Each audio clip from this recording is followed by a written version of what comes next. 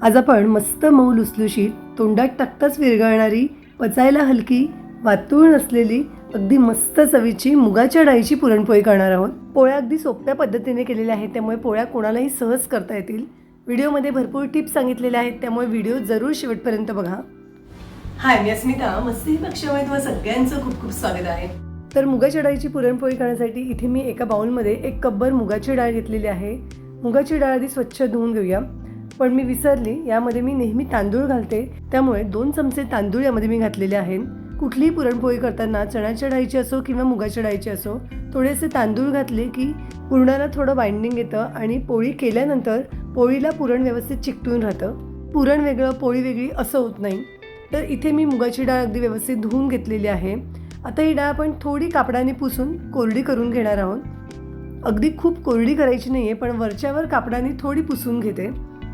डाळ थोडी वरच्यावर पुसून झाली की आता ही कुकरमध्ये घालते। यामध्ये आपण ही डाळ शिजवून घेणार आहोत। कुकर गॅसवर ठेवलेला आहे आणि आता या डाळीमध्ये मी 2 चमचे साजूक तूप घालते। साजूक तुपामध्ये ही डाळ आपण सुरुवातीला 2-3 मिनिट थोडासा सुगंध येईपर्यंत भाजून घेणार आहोत। शिजवण्यापूर्वी डाळ तुपामध्ये थोडी अशी भाजून घेतली ना की पोळी मस्त खमंग होते। गॅसची फ्लेम लो टू मीडियम ठेवून डाळ थोडा सुगंध येईपर्यंत आणि किंचित रंग बदलेपर्यंत आपण भाजून घेऊया।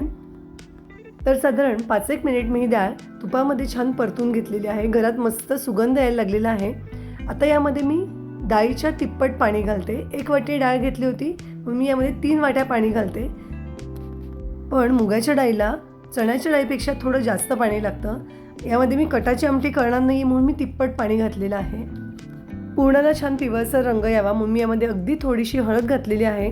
व्यवस्थित मिक्स करून घेऊ आणि कुकरचं झाकण लावून कुकरच्या आपल्याला फक्त 2 शिट्ट्या करून घ्यायच्या आहेत। कुकरच्या शिट्ट्या होत आहेत तोपर्यंत आपण पुरणपोळीसाठीची कणिक भिजवून घेऊया। तर इथे मी 2 कप बारीक चाळणीने म्हणजेच मैद्याची चाळणीने चाळून गव्हाचं पीठ घेतलं आहे। यामध्ये अर्धा कप मैदा घालते। थोडासा मैदा घातला की पुरणपोळी छान लाटली जाते, फाटत नाही। यामध्ये चवीपुरतं मीठ घातलेलं आहे। पाण्यात थोडी हळद घातलेली आहे, त्यामुळे पोळीला रंग छान येतो। आता यामध्ये मी 5 टेबलस्पून तेल घालते। एका कपाला 2 टेबलस्पून या मापाने 2.5 कप पिठासाठी मी 5 टेबलस्पून तेल घेतलेलं आहे। तेल संपूर्ण पिठाला अगदी व्यवस्थित लावून घेऊया। पिठाला व्यवस्थित तेल लावून घ्यायचं, म्हणजे पोळीचं जे वरचं कवर आहे ना खूप अगदी खुसखुशीत होतं। आता इथे मी 1 कपभर पाणी घेतलेलं आहे। थोडं थोडं पाणी घालून याची आपण सैलसर कणिक भिजवून घेऊया। तुम्हाला सगळ्यात शेवटी मी सांगते याला किती पाणी लागलं ते, पण नेहमी पोळ्यांसाठी जशी कणिक भिजवतो ना त्यापेक्षा थोडी सैलसर कणिक आपल्याला भिजवायची आहे। तर इथे मी ही कणिक भिजवून घेतलेली आहे। साधारण इतपत सैलसर ही कणिक आहे। आता एक कापड मी थोडं ओलसर करून घेतलेलं आहे, ते या कणकेवर ठेवते, म्हणजे कणिक कोरडी होणार नाही आणि आपलं पुरण वगैरे होईपर्यंत कणिक छान मुरू देऊया। कुकरच्या 2 शिट्ट्या करून घेतलेल्या आहेत। डाळ अगदी व्यवस्थित शिजली आहे। कटाची आमटी करायची नाही आहे, त्यामुळे डाळीमध्ये एक्स्ट्रा पाणी घातलेलं नव्हतं। आता ही डाळ मी एका चाळणीवर काढून घेते आणि डाळ गरम गरम असताना चाळणीतून व्यवस्थित चाळून घेते। डाळ व्यवस्थित शिजलेली आहे, त्यामुळे नुसती मॅश केली तरी चालू शकतं, पण डाळीचा एखाद दुसरा कण राहतो आणि मग पोळी फाटू शकते। त्यामुळे डाळ एकदा चाळणीतून गाळून घेते। सगळी डाळ मी चाळणीतून व्यवस्थित गाळून घेतलेली आहे। आज मी पुरण मायक्रोवेव्हमध्ये करणार आहे, त्यामुळे मायक्रोवेव्ह सेफ बाउलमध्ये मी ही डाळ काढते। आता यामध्ये मी 1 कपपेक्षा थोडा कमी गूळ घालते आणि 3 चमचे साखर घालते। थोडी गुळाबरोबर अशी साखर घातली ना की पुरण छान आवळलं जातं। ज्यांच्याकडे मायक्रोवेव्ह आहे ना त्यांनी नक्की एकदा तरी पुरण मायक्रोवेव्हमध्ये करून बघावं, अगदी झटपट होतं। गॅसवर पुरण करताना चमच्याने आपल्याला बऱ्याच वेळ ढवळत राहावं लागतं, कधीकधी पुरण भांड्याला खाली लागतं। तसं काही इथे होत नाही, फक्त 7-8 मिनिट झाले ना की एकदा चमच्याने आतल्या आतच हलवून घ्यायचं। 15 मिनिट ठेवलं आणि तुम्हाला जर वाटलं की पुरण थोडं सैल आहे तर अजून 5 मिनिट ठेवायचं, म्हणजे पुरण अगदी परफेक्ट तयार होतं। तर 15 मिनिट मी हे पुरण मायक्रोवेव्ह करून घेतलेलं आहे। यामध्ये मी आता वेलची जायफळ पूड घालते। व्यवस्थित मिक्स करून घेऊ। पुरण सुरुवातीला जरी असं थोडं पातळ वाटत असलं तरी गार झाल्यावर व्यवस्थित घट्ट होतं। पुरण गार होतं आहे तोपर्यंत बाकीची तयारी करून घेऊ। पोळपाटाला इथे मी 1 कापड बांधून घेते। पोळपाटाला असं कापड बांधून घेतलं ना की पोळ्या अगदी पटापट लाटता येतात। पोळ्या अजिबात पोळपाटाला चिकटत नाही। त्यामुळे तुम्ही जर नवशिके असाल किंवा पहिल्यांदाच पोळ्या करणार असाल तर पोळपाटाला असं कापड लावून पोळ्या लाटून बघा, तुम्हाला जास्त सोपं जाईल। तुम्ही चॅनलवर नवीन असाल आणि पहिल्यांदाच माझे व्हिडिओ बघत असाल तर अशा हेल्दी आणि इन्स्टंट रेसिपीज पाहण्यासाठी चॅनलला नक्की सबस्क्राईब करा। बाजूला असलेलं बेल आयकनही क्लिक करा, म्हणजे यानंतर येणाऱ्या प्रत्येक व्हिडिओचं नोटिफिकेशन तुम्हाला मिळेल. हा व्हिडिओ तुम्हाला आवडला तर लाईक करा आणि आपल्या मित्रमैत्रिणींसोबत नक्की शेअर करा. 15 मिनिट मायक्रोवेव्ह केल्यानंतर पुरण थोडं मला सैल वाटलं म्हणून अजून 5 मिनिट मी मायक्रोवेव्हमध्ये पुरण फिरवून घेतलं. आता पुरण अगदी परफेक्ट झालेलं आहे, व्यवस्थित गार झालेलं आहे. आता पुरण अगदी परफेक्ट झालं आहे की नाही ते कसं ओळखायचं, तर हातात थोडं पुरण घ्यायचं आणि त्याची अशी गोळी करून बघायची. जर बोटाला अजिबात न चिकटता अशी गोळी तयार झाली तर समजायचं पुरण अगदी परफेक्ट झालेलं आहे. पुरण होईपर्यंत कणिक अगदी व्यवस्थित मुरलेली आहे. तर ही कणिक ना मी 1 मिनिट छान मळून घेते. कणिक अशी छान मळून घेतली ना की पिठाला छान लवचिकपणा येतो आणि मग पोळी अजिबात फाटत नाही. आता यातला साधारण लिंबा इतका गोळा मी काढून घेते. तर साधारण इतपत मी हा कणकेचा गोळा घेतलेला आहे आणि त्यापेक्षा थोडा मोठा मी पुरणाचा गोळा घेते. तर इतका मोठा मी पुरणाचा गोळा घेतलेला आहे. आता ही कणिक मी तांदळाच्या पिठामध्ये थोडी घोळवून घेते आणि आपण नेहमी मोदकासाठी जशी पारी करतो ना तशी याची पारी करून घ्यायची आहे. पारी करताना मध्ये थोडी जाड ठेवायची आणि कडेने अशी वाटीसारखी करून घ्यायची.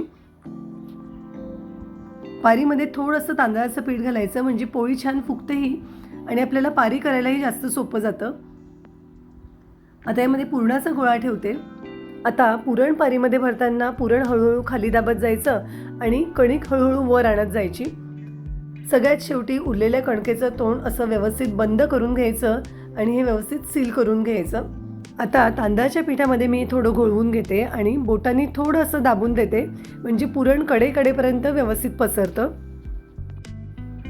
आता हलक्या हाताने पोळी लाटायला घेऊया.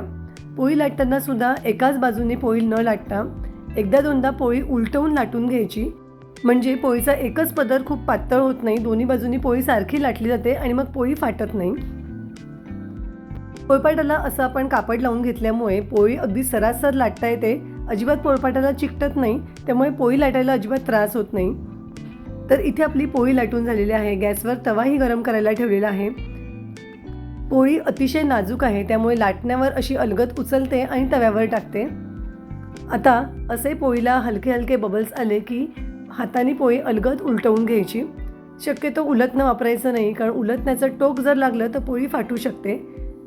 पोळी उलटवल्या तुम्ही बघू शकता किती मस्त फुगली आहे. पोळी भाजताना खूप जास्त उलटपुलट करायची नाही. एका बाजूने पूर्ण भाजली गेली की मग उलटवून घ्यायची.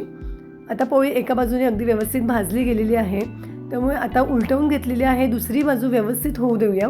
दोन्ही बाजूंनी तूप किंवा तेल घालून व्यवस्थित खरपूस भाजून घ्यायची, मग पोळी चवीला खूपच छान लागते. तूप घातल्यावर मात्र गॅसची फ्लेम थोडी कमी करायची, नाही तर मग पोळी खाली लागू शकते.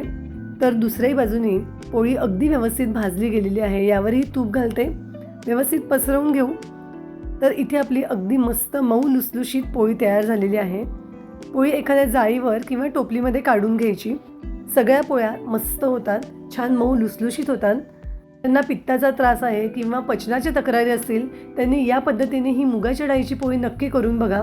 चवीलाही खूप छान लागते. वरचं पापुद्र तुम्ही बघू शकता किती छान पातळ झालेलं आहे. पुरणही सगळीकडे अगदी व्यवस्थित पसरलेलं आहे. पोळी खूपच छान होते. तर आजची ही रेसिपी तुम्हाला कशी वाटली हे जरूर मला कमेंट करून कळवा. पुन्हा भेटू अशाच एका मस्त रेसिपीसह. धन्यवाद.